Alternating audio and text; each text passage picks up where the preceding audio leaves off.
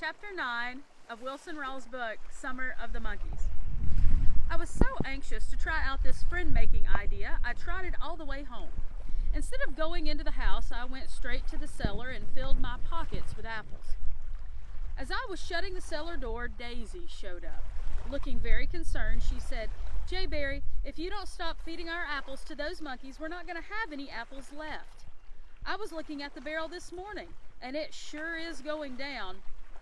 "Oh, Daisy," I said, "you're just always snooping around. We have plenty of apples." "We won't have," Daisy said, "if you keep feeding them to those monkeys. All you're doing is making them fat." Burning up inside, I said, "Daisy, if it will make you feel any better, you can stop worrying about our apples. I probably won't be needing any more because I'm pretty sure that I'll catch these monkeys this time." Daisy giggled and said, "Seems like I've heard that before. How are you going to catch them this time?" "I'm going to make friends with that big monkey," I said. "He's the leader of the pack, and once I get them on my good side, I believe I can catch every last one of them." With disgust, she tossed her head. "Oh, for goodness sakes, J. Barry, you can't make friends with these monkeys. Every time they get close to you, they eat you up." "You just wait and see," I said. "Don't be surprised if you see me coming in with all those monkeys in tow."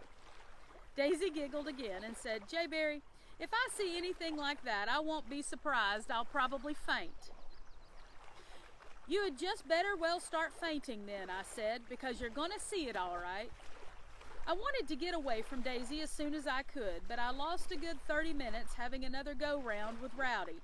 He had followed me for a little way, but when he saw where I was going and headed toward the bottoms, he sat down on his rear and refused to come along. I tried scolding and shaming him at first, but it did no good. Rowdy just ducked his head and wouldn't even look at me. Then I tried to sweet-talk him and talk him into going with me, but he wouldn't budge an inch. I got around behind him, lifted his rear, and tried pushing him down the game trail. Well, this didn't work either because Rowdy simply just laid down. I had one trick left in my bag, and I had waited to use it because it had never failed. I sat down, buried my face in my arms, and made a lot of choking and sobbing sounds like I was crying. Rowdy couldn't stand that at all. He came over, whimpered and whined, and licked me all over. I loved him up a little and got on my feet and walked on. Rowdy came along, but his heart wasn't in it. Instead of staying in front of me, he stayed behind me with his tail between his legs. I always felt guilty fooling my old dog that way, but the idea of going anywhere close to those monkeys without him was something I wouldn't even consider. I waited until I was a good way into the bottoms before I started my monkey calling. Taking an apple from my pocket, I held it up in front of me and called, "Here, Jimbo, come on, boy, I got an apple for you." I never felt so silly in all my life. I was blushing all over, and I could feel almost 100 people watch me. Not seeing or hearing a thing, I walked a little way on down the game trail and stopped and started yelling, "Here, Jimbo, where are you, boy? Come on." The only thing that attracted that time was an old hog that nearly scared me half to death. With a loud grunt, he came taking off through the bottoms, popping up through the brush. "Rowdy," I said in a quivering voice, "what's the matter with that crazy old hog? He must think I'm a bear or something." Grumbling to myself about how scary hogs were, I walked on a little way and started calling again. "Come on, Jimbo. Come on over here. Come on now." Rowdy couldn't understand what was going on. He knew that I was calling something, but it wasn't him, and he was all confused. On hearing him whimper, I looked behind me and saw him sitting on his rear on the game trail, with his ears standing straight up, looking at me puzzled with an expression on his face and his friendly old eyes. Still burned up about that old hog scaring me, I said, "Rowdy, if you keep looking at me that way, I'll send you back to the house. It may sound crazy to you, but I'm calling a monkey, and I don't know any other way to call one." I was walking along, calling and looking and listening for monkeys, when all at once I smelled something. It was a sweet and sour odor, and I recognized it right away because I had smelled it before. Somewhere close by there was a whiskey still, and that's what I was smelling, the sour smell of fermented sour mash. Rowdy, I said, some moonshiners have set up a whiskey still down in these bottoms. I bet it belongs to those Gravely boys. They couldn't sleep good if they didn't have some old whiskey still stuck somewhere. I had found several stills while prowling in the hills of the river bottoms, but I always kept my mouth shut about finding them. I had learned it wasn't a good idea for anyone to start blabbing about the location of somebody's whiskey still. The moonshiners didn't like it one bit. And I figured that I had enough trouble of my own, and I didn't care much about catching moonshiners chasing me all over the country.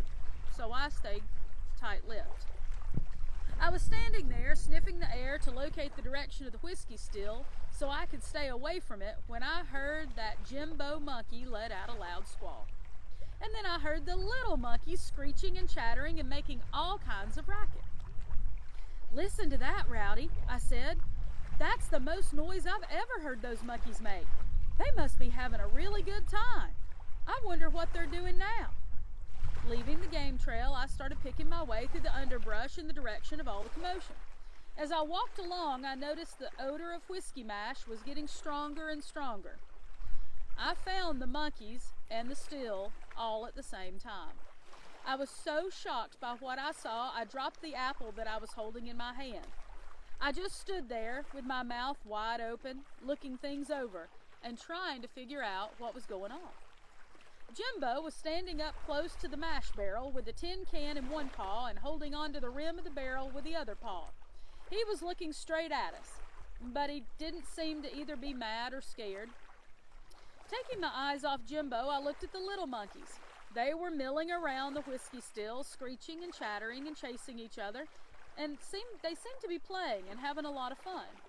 Some were lying on the ground, rolling over and over and kicking up dust. They didn't seem to care one bit about Rowdy and me. "Rowdy," I whispered, "something's wrong with these monkeys. They're not acting right."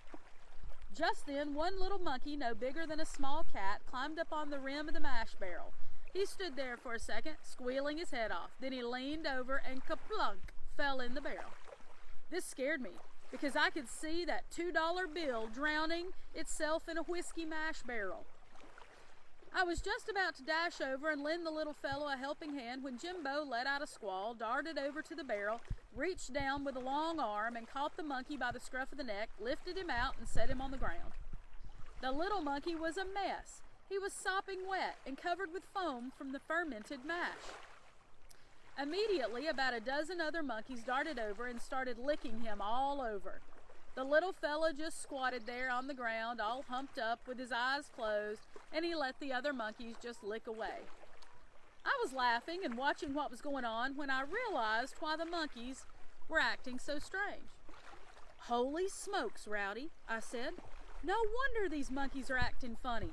They've been drinking sour mash, and they're all drunk. Look at them." I wasn't too surprised, because I knew that practically all animals were fond of the stuff that went into making sour mash. Rowdy was watching the monkeys, and I could tell by his actions that no matter if they were drunk or sober, he wasn't having anything to do with them. Picking up an apple, I dropped it and said, "Rowdy, you stay right here. I'm going to see if I can make friends with Jimbo. But I'll tell you one thing, if those monkeys jump on me and you run out on me, I'll make you sleep in the corn crib with Daisy's cats for 90 days and 90 nights. Rowdy couldn't get along with the cats at all. Holding an apple out toward Jimbo, I took a few steps on and said, "Come on, Jimbo, look what I brought you. Come on now, let's be friends." Jimbo didn't make a move. He just stood there, holding the tin can in his paw, blinking his eyes and looking first at me and then at the apple. I was so scared I was shaking like a corn tassel in the high wind. If Jimbo had opened his big mouth and jumped at me, I would have fainted dead away. But I had a feeling that he recognized his name and was a little more curious than mad. Taking a few more steps toward him, I said, "Come on, Jimbo. Here's an apple for you. Come on now, I'm not going to hurt you." That time I got a little reaction out of Jimbo. Bouncing up and down on his short, stubby legs, he pushed out his rubbery lips into the shape of an O, and grunted a few times. I smiled and said, "I don't know what you're saying, Jimbo, but whatever it is, it sounds all right to me. Just don't get mad at me now, and everything will be all right." With my confidence built up a little, I eased over quite close to Jimbo, held the apple out to him, and said, "Look what I brought you, Jimbo. Come on now, let's stop fighting each other and let's be friends. I'm not going to hurt you." As if he were trying to read my mind, Jimbo just stood there with no expression at all on his face, looking me straight in the eye. Then, dropping the tin can he was holding in his paw, he reached over and took the apple from my hand. I would not have been more pleased if I had found a bottle with a genie in it. All the time that Jimbo was eating the apple, I kept talking to him and told him that a smart monkey like him and he was good and how much I'd like to be his friend. Because I'd given him an apple, Jimbo decided he wanted to give me something. Picking up the tin can, he reached down in the barrel and filled it with sour mash and offered it to me. I smiled and said, "Oh, that's all right, Jimbo. You don't owe me anything. Besides, I don't think I like that stuff anyway." My refusing to take the tin of sour mash made Jimbo madder than I had ever seen. He threw the can on the ground and started grunting and squalling and bouncing all over the place. Then he started throwing sticks and dirt at me and everything else he could get his paws on. Some of the little monkeys came over to show their dislike of me. They stood on their skinny little hind legs, screeching and chattering and showing their teeth. By refusing Jimbo's offer of sour mash, you would have thought that I'd committed one of the most unforgivable sins of a monkey. I backed off to one side and waiting until the monkeys quieted down. Then I started talking to Jimbo again. "I don't know what you're getting mad for, Jimbo," I said. "I can't do anything. Now come on, let's not fight each other. Let's be friends." There was one thing I could say for Jimbo. He had an awful lot of determination. He picked up the can, filled it full of sour mash, and offered it to me again. I would no more have refused a can of sour mash that time than Santa Claus could have whipped one of his reindeer. The last thing in the world I wanted was to make Jimbo mad, and I figured I would have to drink it anyway. I figured that if I took it, Jimbo would be satisfied and everything would be all right. I was wrong. Jimbo didn't seem to like the idea of me just standing there holding the full can of mash in my hand. He started getting mad again. Looking me straight in the eye and waving his long arms in the air, he grunted and started squalling. It was plain to see that he wanted me to drink some of the stuff. All right, Jimbo," I said in desperation. "Just don't get mad again. If I take a sip, you'll feel better, and I'll have a little drink with you." I tipped the can and took a couple of swallows. Jimbo couldn't have been more pleased if I had been found a bushel of apples with me. He grunted, clapped his paws, and did a few somersaults. At first, the sour mash tasted nasty, and I thought I was going to get sick. Then, all at once, I didn't really taste it anymore. My throat and tongue started tingling and tickling, and my stomach got warm as eggs in an incubator. I burped a couple of times and said to no one in particular, "Well, what do you know? That stuff doesn't taste half bad." I sat down on a stump and tipped the can up again and took about 3 swallows this time. From the brush where he was hiding, Rowdy could see that I was getting along all right with the monkeys, and he came crawling out of the brush on his stomach and headed straight for me. He was always jealous if I talked to or petted any other kind of animal. He couldn't even stand to see me petting an old hog or a cat. I held my breath and watched to see what the monkeys would do. They kept their eye on Rowdy, but made no effort to jump on him. In every way that he could, Rowdy was showing those monkeys that he was the friendliest old hound dog in the world. His long tail was fanning the air, and he was whimpering and inching along on the ground 1 foot at a time. He was very pleased when he had finally made it over to me in one piece, and he sat down by my side. To show Rowdy that he also wanted to be his friend, Jimbo found another can and filled it full of sour mash and sat it down right in front of Rowdy's nose. Rowdy always did figure that anything I ate or drank was plenty good enough for him, so he leaned over and stuck the tip of his long pink tongue down in the sour mash can and then looked at me. "You see, Rowdy," I said, "that stuff doesn't taste half bad, does it? Go ahead, help yourself." Rowdy must have liked the taste of sour mash, for he lapped up the whole can. Jimbo was the best bartender there ever was. Every time our cans were empty, he saw to it that they were filled again. By this time, I was feeling so good I wanted to sing. Waving the can of sour mash and tapping the ground with my foot, I sang all the songs I knew, and I made up a few. Because I was singing, Rowdy decided he would sing a little song. He lifted his old head in the air and started howling the hound dog tune. Not to be left out of any of the merrymaking, the monkeys gathered around us and screeched and chattered. Jimbo danced all over the place, clapping his paws and squalling and grunting and turning somersaults. The first thing I knew, the monkeys were crawling all over me. They poked around my eyes and ears and tickled my fingers and explored my nose and mouth. I had giggling fits, and they ran their arms down the back of my shirt, and it tickled. Rowdy was going through the same thing I was. Monkeys were all around him, looking through his hair on his body as if they were searching for fleas. They lifted up his long, flappy ears and peered down in them. They played with his tail and crawled on his back and lifted up his lips and inspected his teeth. Rowdy was really enjoying his newfound friends. With friendly whimpers, he was lapping up every monkey he could reach with his long pink tongue. I never knew when I went to sleep, but I sure knew when I woke up. It was late in the evening, and I was cold as a bullfrog. My stomach felt as if I had swallowed a handful of cuckleburs, and I was sicker than I have ever been in my whole life. My head felt as big as a wagon wheel. It was pounding and throbbing, and I felt like it was going to split wide open at any second. I couldn't see very well, and what I could see seemed to be all out of focus. There must have been 100 different trees in those bottoms, but they all looked alike to me.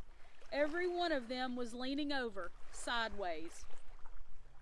I thought that if I could close my eyes and give my head a good shake, it might straighten things out. So I tried, and I squalled like I had a cat strapped on my head with pain. My head felt as if it was going to explode, and I'm sure that my eyeballs were going to pop right out of my head and onto the ground. I couldn't understand why I was so cold. My teeth were chattering. I had goosebumps all over when I finally discovered why I was so cold. I jumped straight up and hollered in a loud voice, "Hey, my britches are gone!" I still had my shirt and my undershorts, but that didn't cover up much of me because Mama never did make my shirts long enough. I looked all around for my britches, but they were nowhere to be seen. Rowdy was lying on the ground about 5 feet away, sound asleep. "Rowdy," I said in a loud voice, "wake up! You're one heck of a watchdog. You laid there sound asleep, and someone stole my britches. Wake up now and help me find them before someone sees me like this." Rowdy got to his feet, but then he groaned and laid back down. He didn't seem to care about my britches, or me, or anything. "I know you're sick, Rowdy," I said, "but you're not any sicker than I am. Now you get up from there and help me find my britches. It'll be dark soon, and I can't be running all over these bottoms half naked." Rowdy got to his feet again, but made no effort to walk. He just stood there, stiff as a board, with his head down and his legs sprawled out. I started over to see if I could help him, but something went terribly wrong. I couldn't seem to walk straight, and kept angling off to one side. I missed Rowdy by a good 5 feet and had to grab a hold of a sapling tree before falling down. I was drunk, and that's all there was to it. After a lot of grunting and whimpering, Rowdy got to his feet to work. He got his feet to work to start over to see if he could help me a little, but he seemed to be out of sorts and in the same shape I was in. He wobbled all over the place, and his rear kept trying to get ahead of his front end. "Boy, Rowdy," I said, holding my throbbing head in my hands, "I didn't know that sour mash would make a fellow feel like this. I thought you had to be made into whiskey first before it could make you drunk." I had forgotten all about the monkeys, and when they did cross my mind, I started looking for them. I looked all around the whiskey still and up in the bottoms, but there wasn't a monkey to be found. It was so still in the bottoms that all I could hear was the gurgling of the sour mash fermenting in the barrels. The very sound of that stuff gurgling made me sicker than ever. "Rowdy," I said, "I can't understand where my britches went. I don't think anyone will want them because they were patched all over. I wonder if that Jimbo monkey took them off me and ran away with them. I'll bet anything that's what happened. Now I know why he'll keep pouring that sour mash down us. He wanted to get us drunk so he could take my britches." Up until that time, I hadn't given much thought about how I was going to explain to Mama about losing my britches. When I did think about it, I got really shook up. There just wasn't any way that I could explain anything like that to Mama. As far back as I could remember, Rowdy and I had run along those game trails like two wild deer. But on that day, the trail didn't seem to be any bigger than a twine of string. The only way I could stay on it was by holding the bushes on each side to keep me upright. Rowdy was behind me and having all kinds of trouble. He just couldn't seem to point himself in the right direction. We finally made it to the rail fence around our field, and there we ran into another problem. Rowdy and I had jumped that old fence 1,000 times, but that day the fence looked like it was 25 feet high. Rowdy didn't even jump the fence this time. He found a wide place between two rails, low to the ground, and he wiggled his way through. I made it to the top of the fence in pretty good shape, and then something went terribly wrong. I got dizzy and fell off. For a few seconds, I thought for sure I had broken my neck. When I finally reached the gate going into our yard, I thought I had made it. But just as I opened the gate, all my luck ran off and left me. Daisy came around the corner of our house with her crutch, humming a silly little tune. She just wouldn't look at me standing there half naked, and by the expression on her face, you would have thought she had stepped on a snake. Her mouth flew open and she gasped and swallowed a butterfly. "Jayberry," she said in a loud voice, "where on earth are your britches? It's not very nice to run around half naked like that. What is the matter with you?" I didn't say a word. There wasn't anything I could say. I just groaned way down deep and wrapped both arms around the gate post and held on. Daisy came over, peered at me and said, "Jayberry, you're as white as an egg. Are you sick?" "Sick," I said. "Daisy, I'm sicker than I've ever been in my whole life. I think I'm dying." When I told Daisy that I thought I was dying, it scared her. She caught a hold of my arm and said, "Well, here, let me help you to the house." And before I could unwind myself from the gatepost, Daisy turned loose of my arm, stepped back, and said, "Whew, what is that smell?" I didn't say anything. I wouldn't even look at her. Daisy stuck her nose close up to me and started sniffing. With a frown on her face, she stepped back, and in a disgusted voice, she said, "Jayberry, you're not sick, you're drunk. You smell like an old whiskey bottle." "I can't help it if I'm drunk," I said. "I'm sick just the same." Looking forward toward the house, Daisy yelled louder than I have ever heard her yell. "Mama, Mama, come look. Jayberry's as drunk as a skunk. He's as drunk as a boiled owl and naked as a jaybird." Mama must have had a pot in her hands when she heard Daisy yell, because I heard something clatter and hit the floor with a bang, and it clattered its way across the floor, which made my head bust even more. I wanted to run, but I knew if I ever turned loose of that fence post, I'd probably fall flat on my face. Mama came sailing out of the house, looking more surprised than she did at the time she found an old hoot owl that had put up under our sitting hen and that had a bunch of chicks. In the late evening shadows, with me being hugged up so tight to the fence post, Mama didn't see me right away. She looked at Daisy and said, "Daisy, what did you say?" "Look at him, Mama," Daisy said, pointing a long finger at me. "He's so drunk he's cross-eyed, and he's lost his britches. Can you imagine that? He's naked." "No," Mama said in a slow voice, "I can't imagine that." "Go smell him, Mama," Daisy said. "He smells like an old whiskey bottle, and you can see for yourself he's lost his britches." With a deep frown on her face and an uncertain look in her eyes, Mama came over and looked at me head to toe. when she grabbed a hold of me by the arm and shook me a little and said in a very hard voice, "J. Berry, are you drunk?" "I guess I am, Mama," I said, "but I didn't mean to." "Didn't mean to?" Mama shouted. "What kind of excuse is that? Who gave you whiskey anyway? You tell me right now. Somebody is going to be in trouble over this. Did those Gravely boys get you drunk?" "I haven't seen any Gravely boys, Mama. That Jimbo monkey got me drunk." "Oh, for heaven's sakes, J. Berry," Mama said. "You don't expect me to believe that, do you?" "It's the truth, Mama," I said. "There's a whiskey still. It's down in the bottoms. It's where I found the monkeys. They were drinking sour mash, and I guess I had a few drinks with them. And I didn't know that stuff could make you drunk." "Well, what happened to your britches?" Mama asked. "I don't know, Mama. I went to sleep, and when I woke up, they were gone. I think Jimbo got away with them." Just then, Daisy let out a squeal and said, "Look, Mama, Rowdy's drunk too." Poor Rowdy could tell by the tone of Mama's voice that the fat in his tire was about to be deflated.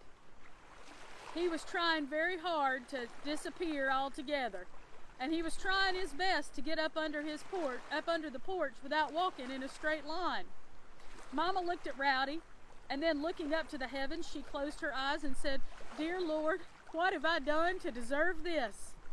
Grabbing me by my left ear, Mama said, "You come with me, young man. You're going to bed. Your monkey hunting days are over. I've had all I can take." Mama was none too gentle about putting me to bed. She kind of had me wadded up and crammed up under the covers, and I fell asleep immediately.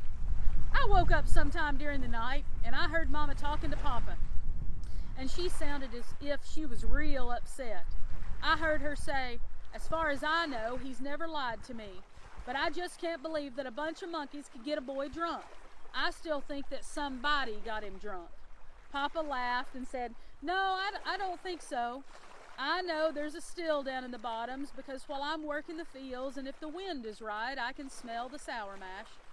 Mama said, "I don't care if there's 100 stills down there. Who ever heard of a bunch of monkeys getting a boy drunk?" "It probably happened a lot like he said," Papa said. "Those monkeys found that still, and you know as well as I do that most animals love sour mash. It's made of everything that animals like: corn, sugar, malt, yeast. There's probably more to this than we know. We'll have to talk to him in the morning and find out all about it." "Well, you better talk to him," Mama said. "I don't think I can take any more of this monkey business. Why, if that monkey is smart as everyone seems to think, he might catch J. Berry down on the river bottoms and just drown him." Papa laughed and said, "Oh, I don't think anything like that's going to happen." Mama never should have said anything about Jimbo drowning me, because after that I went back to sleep and had a horrible dream. I dreamed that the monkeys caught Rowdy and me down in the bottoms, and then they threw us down deep in a well that's about half full of ice-cold water, and Rowdy and I were swimming for our lives. I could see the monkeys looking down at us and laughing, and I woke up swimming all over my bed. This has been Chapter 9 of Wilson Rawls' book, Summer of the Monkeys.